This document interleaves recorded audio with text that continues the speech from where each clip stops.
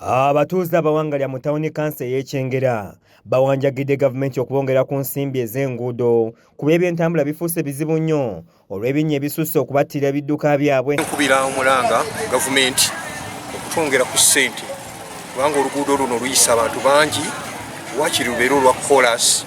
Okulajjana kuno bakoledde mu maaso ga mmeeya wa tawuni kansa eno Mathias Walukagga bw'abadde atongoza okulima oluguudo luwezaako kilomita 8 nga lwe lw'ennakawuka okudda e Masaka kiyambe okukendeza kalipagano k'ebidduka.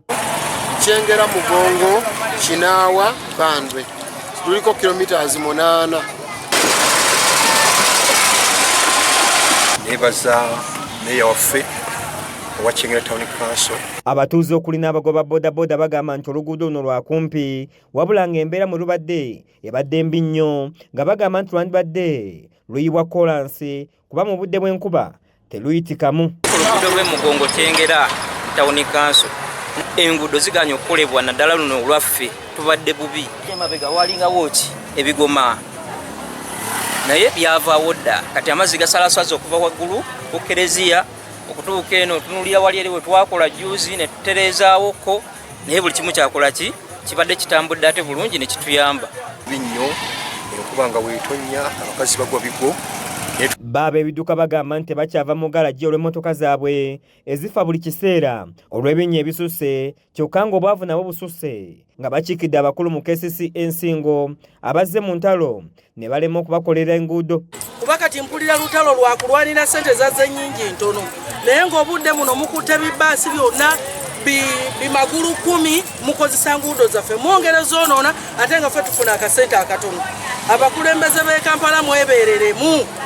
Ki project kye Natete kitwononedde enguudo zaffe Natete nakawuka ebyuma byaffe bibeera nyegenyege kwegamba bifa buli kaseera tetulina nakasente ketukuŋŋaanya mu nsawo naye tolina wonza kajja ng'ate ekyuma kisesebbuka busesebbusi.